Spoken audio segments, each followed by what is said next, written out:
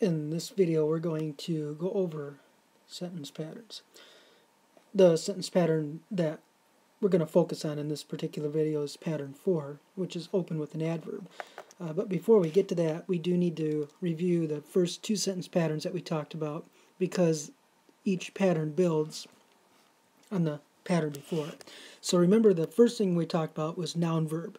And what we said about noun verb is this is the most basic, complete sentence. So a complete sentence always needs a noun, or it could be a pronoun, and a verb. So for example, Bob ran. That's a noun verb sentence. Notice we have our noun, which is Bob, and ran, which is our verb. And this could also be our subject predicate. The subject, who or what the sentence is about, is Bob, and then what does Bob do? He runs. So that's our predicate. And the reason we didn't spend too much time on this sentence pattern is because you, as in 6th grade, should never use a sentence this basic. But this is where we start, because it is a complete sentence. Now, the most basic sentence patterns that I should see in 6th grade is what we call a noun verb, noun sentence pattern. And as this sentence sounds like, it has a noun, verb, noun. So we have the girl made cookies. Of course, our noun is girl. Our verb is made, because that's what she's doing, so that's like an action. And then our other noun is cookies. That's a noun, verb, noun. That takes us to our next sentence pattern, which is open with an adverb. Now, before we get that far, we do need to do a quick review on what adverbs are.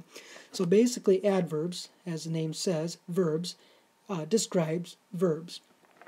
And they basically tell us how, when, or where. Okay, so basically an adverb describes a verb. It tells us more about a verb, and it always, most time, as we said before, answers the questions how, when, and where. Okay, also notice how most of the time, but not always, adverbs end in ly. So like boldly, bravely. Notice how fast doesn't, but it does end most of the time in ly, but not always. These type of adverbs are examples of adverbs that don't end in ly, but they do tell us how, when, or where. Same way with these. Okay, these are another type of adverb. It tells us when. They don't end in ly except for immediately, but they do tell us when.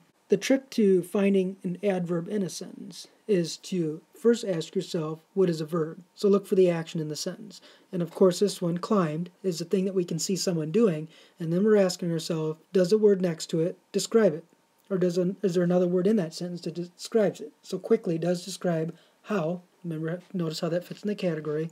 How they climbed. Same way with this, we're asking ourselves what verb shows an action, which is fasten. You can see that happening. And then we're asking ourselves, is there a word in that sentence that describes how, when, or where, or why that happened immediately? Describes how. So that's our adverb. Notice how it ends in ly. So the trick, another trick is if the word in a sentence, or if a word in a sentence ends in ly, you could ask yourself, is that an adverb? Is that describing a verb? Now let's talk about the sentence, because a lot of times adverbs come before a verb. They don't have to. Spacecraft landed gently on the moon. Notice how landed is our verb, that's our action, but this word comes after it. Now, this is all a brief review, because in this specific pattern, our adverb is going to come at the beginning of the sentence. Patterns are a little bit more in depth. Sometimes we get rules that go with them, and here's our rule here. If the adverb ends in ly, we need to put a comma after the adverb. A comma actually is like a pause, right? And there's not really any specific rules for commas, so this doesn't have to be with verbs that end in, or adverbs that end in ly. If it's an adverb at the beginning of the sentence and you feel like there should be a natural pause, you could put a comma in. But if the adverb doesn't end in ly, automatically put a comma in. For example, okay, let's take a look at our first sentence. It says, yesterday I cut the juicy pineapple. Notice how this sentence does begin with an adverb. It opens with an adverb, so it applies to our sentence pattern.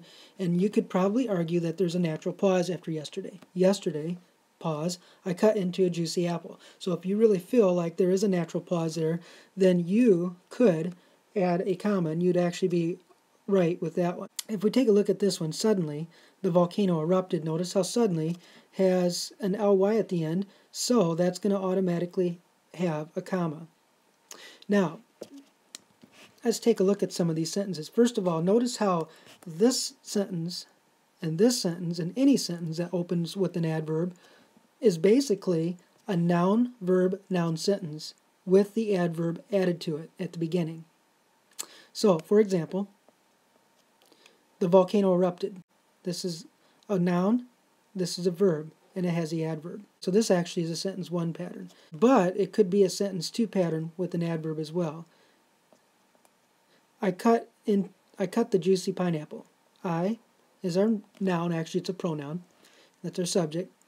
Pineapple is our other noun, okay, because it's a thing. And cut is our verb, because we can see someone doing it. Let's talk about one other thing about these sentences. Notice how if we get rid of the adverb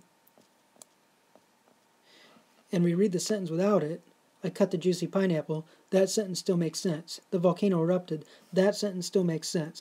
The reason is because it is a pattern 2 and a pattern 1 sentence. Also notice how these adverbs, even though they're not needed, they do add to the sentence. It tells us more information about the sentence and it makes it more interesting.